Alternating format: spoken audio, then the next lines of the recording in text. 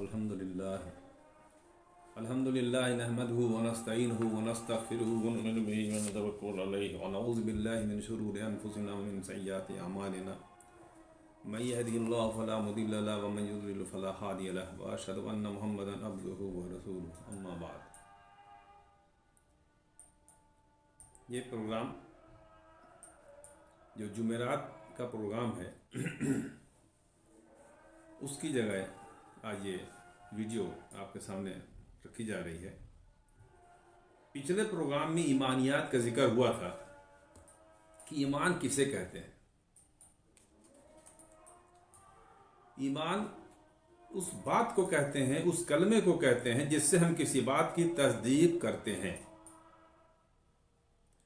और कुरान में ये ताबीर ये आई है कि इंसान जब किसी चीज़ को दिल के पूरे यकीन के साथ तस्लीम करता है तो उसे ईमान कहा जाता है।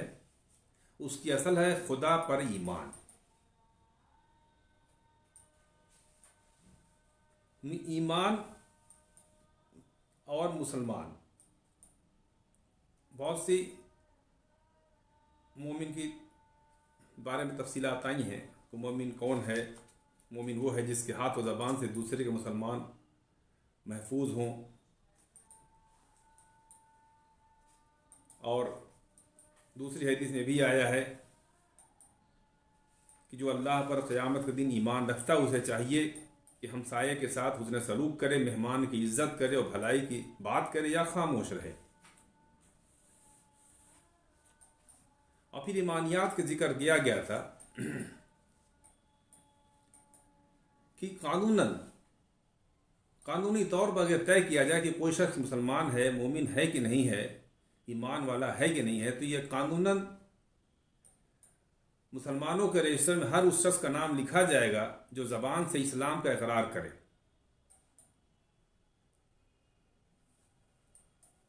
लेकिन ईमानियात के बारे में ये जानना ज़रूरी है कि ईमान का जो सबूत है, कैसे ये पता चले कि कोई शख्स ईमान रखता है। किसी शख्स ने अल्लाह पर, उसके रसूलों पर, उसकी किताबों पर, आखिरत के दिन पर उसे ईमान है, उसने इन बातों को सच्चे दिल से कबूल कर लिया है। इसको टेस्ट करने के लिए देखा जाएगा कि उसका अमल क्या है,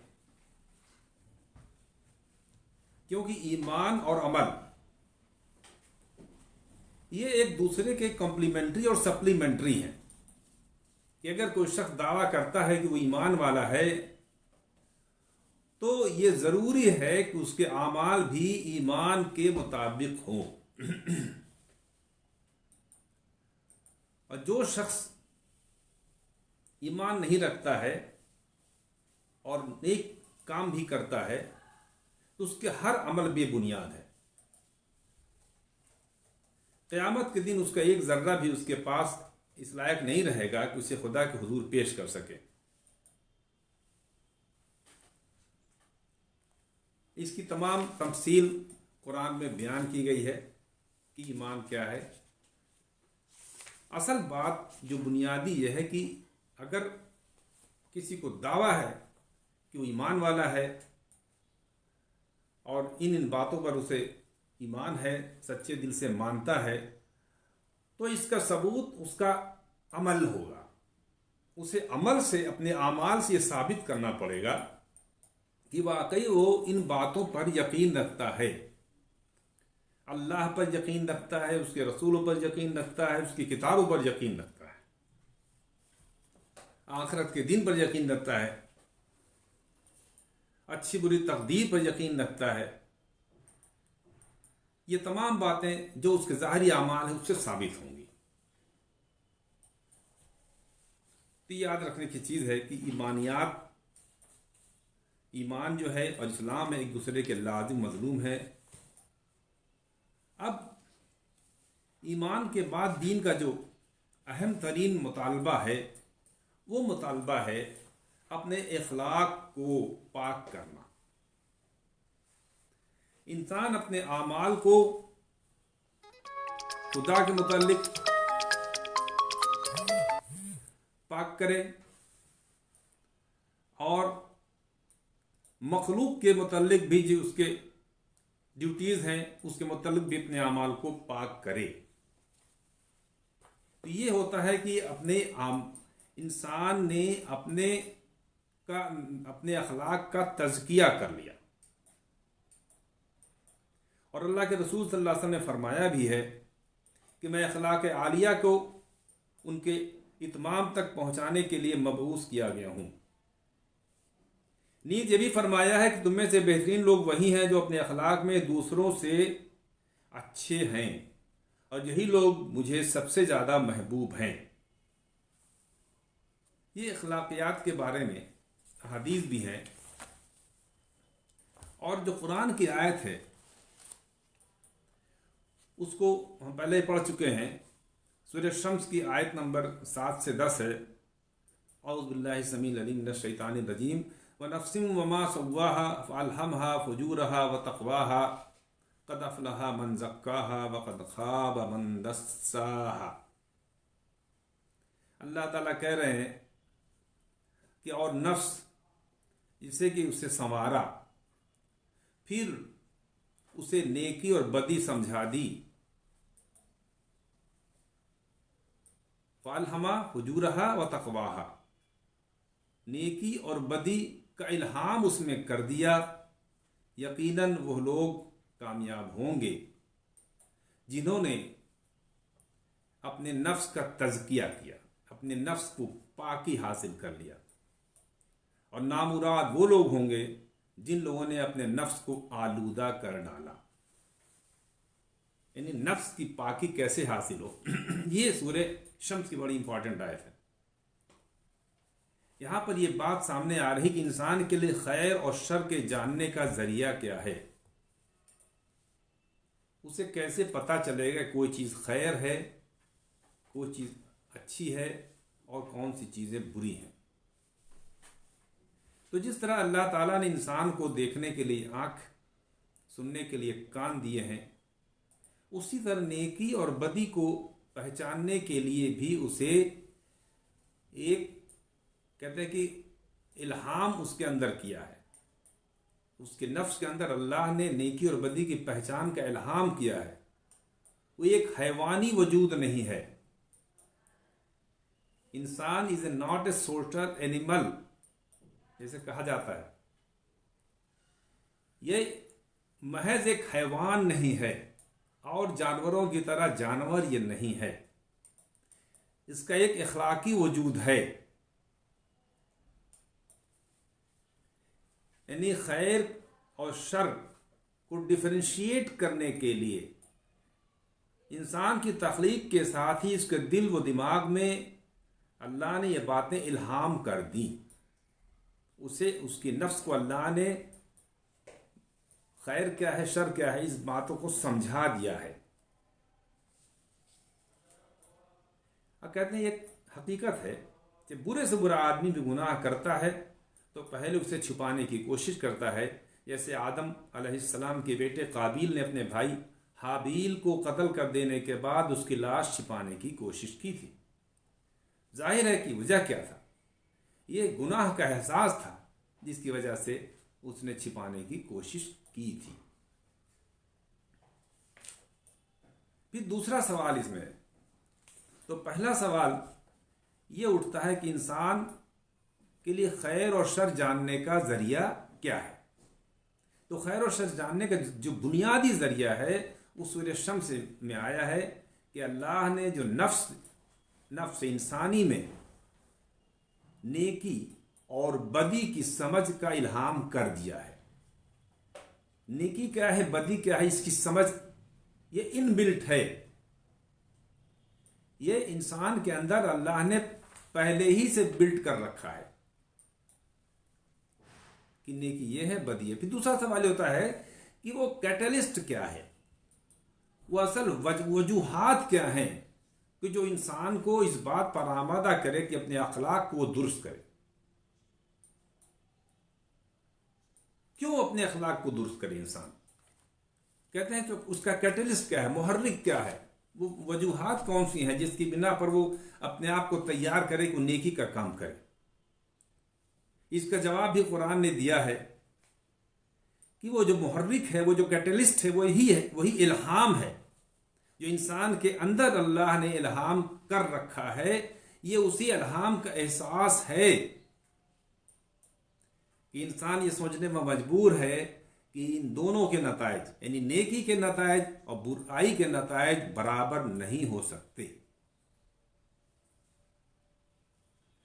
تو یہ جو اس کے اندر اللہ نے بلڈ کر رکھا ہے اور ان کا انسان کا جو احساس ہے، یہ احساس ہی اسے یاد دلاتا ہے کہ دونوں کا رزلٹ ایک نہیں ہے۔ نیکی کا رزلٹ الگ ہے اور برائی کا رزلٹ الگ ہے۔ تیسرا سوال، یعنی یہ تو آپ نے دیکھا کہ کیوں نیک عمل آدمی کیوں کرے، اس کا جواب تیسرا سوال اخلاقیات کے بارے میں ہے کہ جو کوشش کرے انسان، جو اپنے اعمال وہ اچھا کر رہا ہے، اس کا مقصد کیا ہونا چاہیے؟ کیوں نیک کام کرے؟ اس کے جوابات بھی الگ الگ لوگوں نے دیے ہیں۔ ایک گروہ کہتا ہے کہ وہ خوشی حاصل کرنے کے لیے، دوسرا گروہ کرتا ہے کہ کمال تک پہنچنے کے لیے، تیسرے کے نزدیک یہ فرض سمجھ کر کے کرتا ہے کہ چونکہ اللہ نے فرض کیا ہے۔ لیکن سورہ شمس کی جو آیتیں اوپر پڑھی گئی ہیں اس سے یہ صاف ہو جاتا ہے کہ قرآن کے نزدیک وہ اس کا مقصد کیا ہونا چاہیے، وہ تزکیہ نفس ہونا چاہیے۔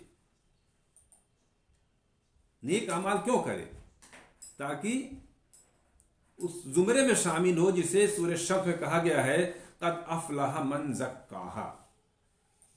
کامیاب وہی شخص ہوگا جس نے اپنے نفس کو پاک کر لیا۔ تو اصل مقصد کیا ہے؟ کامیابی۔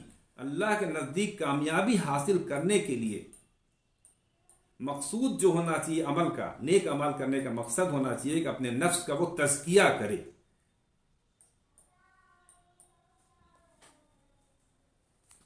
اس سلسلے میں سورہ فجر کی بھی آیتیں بڑی امپورٹنٹ ہیں، جہاں کہا گیا ہے کہ وہ نفس جس نے اپنا تزکیہ کر لیا، پاک کر لیا اپنے آپ کو، اس کے بارے میں سورہ فجر میں کہا گیا ہے یا ایتھا النفس المطمئنہ مطمئنۃ ارجعی الی ربک راضیۃ مرضیہ فادخلی فی عبادی وادخلی جنتی، کہ اے نفس مطمئن اپنے رب کی طرف لوٹ اس حال میں کہ تو اس سے راضی ہے اور وہ تجھ سے راضی ہے، سو میرے بندوں میں شامل ہو اور میری جنت میں داخل ہو۔ یہ اللہ کی طرف سے حکم ہوگا کہ یہ نفس مطمئنہ اسے کہا گیا ہے، نہیں جو نفس پاکی حاصل کر لے، برائیوں سے دور ہو جائے، تو اللہ کی طرف سے ایک اعلان ہے اے نفس مطمئنہ اپنے رب کی طرف لوٹ اس حال میں کہ تو اس سے راضی ہے اور وہ تجھ سے راضی ہے، سو میرے بندوں میں شامل ہو، فادخلی فی عبادی وادخلی جنتی، اور میری جنت میں داخل ہو جا۔ یہ اعلان ہے، یہ اللہ کی طرف سے اپریسیشن کا تحسین آمیز کلمہ ہے۔ ان لوگوں کو خطاب کر کے ارشاد ہوگا کہ تمہارے رب نے جس میدان میں تمہیں اتارا اس میں تمہاری بازی نہایت کامیاب رہی۔ اب تم اپنے رب کی طرف اس سرخروئی کے ساتھ لوٹو کہ تم نے ثابت کر دیا کہ تم ہر طرح کے حالات میں اپنے رب سے راضی اور مطمئن رہے، اور ساتھ ہی ساتھ یہ بھی تمہیں کامیابی حاصل ہوئی کہ تم اپنے رب کی نظروں میں بھی پسندیدہ رہے۔ جس طرح تم نے اپنے رب سے کسی بھی مرحلے میں شکایت نہیں کی، اسی طرح تمہارے رب نے تم کو بھی کسی مرحلے میں اپنے معیار سے فروتر نہیں پایا۔ تم اس سے راضی اور وہ تم سے راضی۔ یہ تدبر قرآن سے لیا گیا کہ یہ اخلاقیات، ایمانیات کے بعد جو بات آتی کہ اخلاقیات، اپنی اخلاق آدمی کیوں کرے، تو ایمان کا یہ تقاضا ہے، مطالبہ ہے کہ انسان اپنے اخلاق کو پاکیزہ کرے۔ ایسی پاکیزہ اخلاق کو کہا جاتا ہے کہ عمل صالح ہے، یعنی اس کا عمل نیک عمل ہو. اور آگے یہ سوال بتایا گیا کہ کیوں. اس میں بحث پہلی پوائنٹ یہ آیا کہ انسان کے پاس ذریعہ کیا ہے خیر اور شر میں تمیز کرنے کا، خیر کو شر سے الگ کرنے کا طریقہ اسے کیسے معلوم ہوگا. تو اس کے لیے سورہ شمس کی آیت نمبر 7 سے 10 میں اللہ تعالیٰ نے فرما دیا ہے کہ اللہ نے جو نفس انسانی ہے اس کو سنوارا ہے، پھر اس کے اندر نیکی اور بدی کا الہام کر دیا ہے، اور اس کے بعد کہہ دیا ہے کہ بس کامیاب وہی شخص ہوگا جس نے اپنے نفس کو پاک کر لیا، اور جس نے اپنے نفس کا آلودہ کر ڈالا، اپنے نفس کو ملیا میٹ کر ڈالا، وہ شخص نامراد ہوگا. تو یہ بیسس کیا ہے؟ خیر و شر میں فرق ہم کیسے جانیں؟ یہ ہمارے اندر اللہ نے بلڈ کر رکھا ہے. انسان کے اندر انسان اگر غور کرے تو یہ بات سامنے آتی ہے کہ اللہ نے اسے چھوڑا نہیں ہے، ایک جانور بنا کے نہیں چھوڑا ہے، بلکہ اس کے اندر یہ بصیرت ڈال دی ہے، اس کے اندر یہ اخلاقیات ڈال دی ہے، اور اسے اختیار دیا ہے کہ چاہے وہ بدی کا راستہ اپنائے، چاہے وہ نیکی کا راستہ اپنائے. فرق اسے معلوم ہے. اور جو مثال دی گئی کہ دل کے اندر ایک کھٹکا ہوتا ہے، جو بھی انسان برائی کرتا ہے اس برائی کو چھپانے کی کوشش کرتا ہے. اس کی مثال آپ نے دی کہ جس طرح حضرت آدم کے بیٹے قابیل نے جب اپنے بھائی حابیل کو قتل کیا تو اس کے لاش کو چھپانے کی کوشش کی تھی. تو برائی ایسی ہے جسے انسان چھپانے کی کوشش کرتا ہے. اور انسان نے اللہ نے خود قرآن میں کہہ دیا ہے سورہ قیامہ میں، نبی صلی اللہ علیہ وسلم نے فرمایا کہ نیکی حسن اخلاق ہے، اور گناہ وہ ہے جو تمہارے دل میں کھٹک پیدا کرے، تم یہ پسند نہ کرو کہ دوسرے لوگ اسے جانیں. یہ مسلم کی روایت ہے. اور نفس انسانی کا یہی پہلو سے قرآن نے نفس لوامہ کہا ہے. اور قرآن میں یہ بات بھی آ گئی ہے بل الانسان علی نفسہ بصیرہ ولو القی معاذیرہ، بلکہ حق یہ ہے کہ انسان خود اپنے اوپر گواہ ہے اگرچہ وہ اپنے لیے کتنے ہی بہانے بنائے. انسان کو اللہ نے اپنے اوپر خود گواہ بنایا ہے. اللہ تعالیٰ نے اس بات کی گنجائش نہیں چھوڑی ہے. اللہ تعالیٰ نے اپنے پیغمبروں کے ذریعے سے خیر اور شر کو بالکل واضح کر دیا ہے. ان پیغمبروں کی ہدایات قیامت تک کے لیے قرآن میں محفوظ ہو چکی ہے. انسان اپنے اندر جو کچھ پاتا ہے یہ ہدایت اس کی تصدیق کرتی ہے.